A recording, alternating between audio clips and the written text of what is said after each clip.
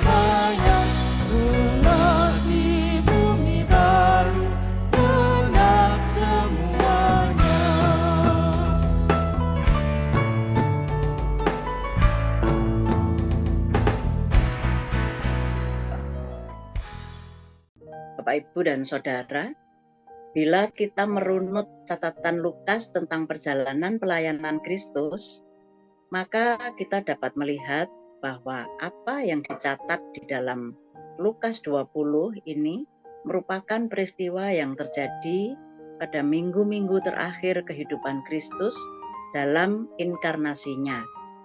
Itu berarti ketegangan hubungan Kristus dengan para pemimpin Yahudi pada waktu itu sudah semakin memuncak. Lalu, apa yang terjadi? Mari kita bersama-sama mempelajarinya. Firman Tuhan yang mendasari perenungan kita pagi hari ini diambil dari Lukas 20 ayat 1 sampai dengan ayat 8, akan dibacakan oleh Pak Denny. Sebelumnya Bapak Ibu, mari kita bersatu hati, kita berdoa. Bapa Sorgawi, sumber kehidupan kami bersyukur untuk kesempatan pagi hari ini. Kami boleh berjumpa, kami boleh berkumpul dalam ruang Zoom ini untuk memuji dan mempelajari firman-Mu. Terima kasih ya Tuhan untuk kesempatan pagi hari ini. Kami mohon Tuhan hadir dalam persekutuan kami, memberi berkat kepada setiap kami untuk kami boleh mengerti dan memahami firman Tuhan pagi hari ini. Terima kasih Bapa, dalam nama Tuhan Yesus kami berdoa. Amin.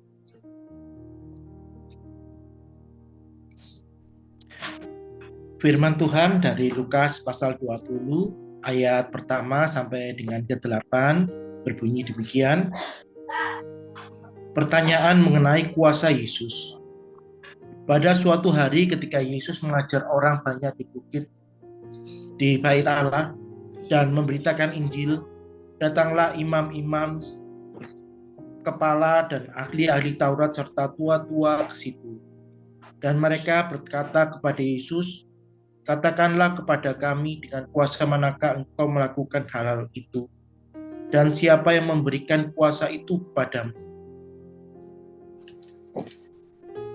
Jawab Yesus kepada mereka, "Aku juga akan mengajukan suatu pertanyaan kepada kamu. Katakanlah kepadaku, baptisan Yohanes itu dari surga atau dari manusia. Mereka mempertimbangkan dia dan berkata, jikalau kita katakan dari surga, ia akan berkata, mengapakah kamu tidak percaya kepadanya? Tetapi jikalau kita katakan dari manusia, seluruh rakyat akan melempar kita dengan batu, sebab mereka yakin bahwa Yohanes adalah seorang nabi. Lalu mereka menjawab bahwa mereka tidak tahu dari mana baptisan itu. Maka kata Yesus kepada mereka, jika demikian, aku juga tidak mengatakan kepadamu dengan kuasa manakah aku melakukan hal-hal itu. Demikian firman Tuhan. Terima kasih Pak Denny. Bapak, Ibu, dan Saudara, terkait dengan tindakan Kristus yang mengajar di bait Allah pada ayat 1, kewenangan merupakan topik yang sangat penting. Sebab sudah bukan rahasia lagi bahwa pengajaran Kristus seringkali bertentangan dengan tradisi Yahudi. Dengan mempertanyakan kewenangan Kristus untuk mengajar, para pemimpin itu mempertanyakan asal-usul pengajaran Kristus. Bila Kristus tidak dapat menjelaskan asal-usul pengajarannya, maka hal itu menunjukkan bahwa Kristus sebenarnya tidak memiliki kewenangan untuk mengajar. Dengan demikian, apa yang diajarkan Kristus itu bukanlah pengajaran yang benar.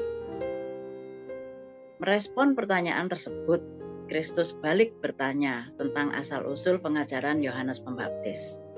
Pada waktu itu, pengajaran Yohanes Pembaptis diterima sebagai pengajaran yang berwenang. Sedangkan di sisi lain, Yohanes Pembaptis mengajarkan bahwa Kristus adalah Mesias yang dijanjikan. Hal inilah yang membuat pengakuan terhadap kewenangan Yohanes Pembaptis dalam mengajar menjadi sesuatu yang dilematis bagi para pemimpin. Sehingga pada akhirnya mereka menjawab, kami tidak tahu. Mari Bapak Ibu kita merenungkan.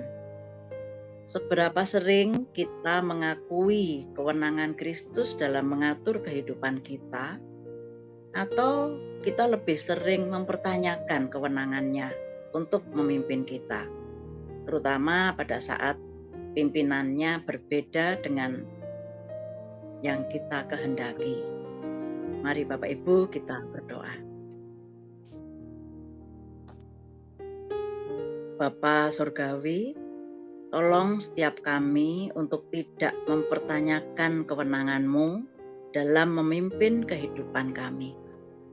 Tolong kami ya Bapa untuk hidup taat sebagai wujud tidak mempertanyakan kewenangan-Mu. Di dalam Kristus kami berdoa. Amin. Bapak, Ibu, dan Saudara, mari kita menindaklanjuti atau merespon firman Tuhan pagi hari ini. Kita akan hidup taat sebagai wujud tidak mempertanyakan kewenangan Kristus yang memimpin hidup kita. Demikian saat teduh pagi hari ini, Tuhan menolong dan memberkati kita semua. Amin.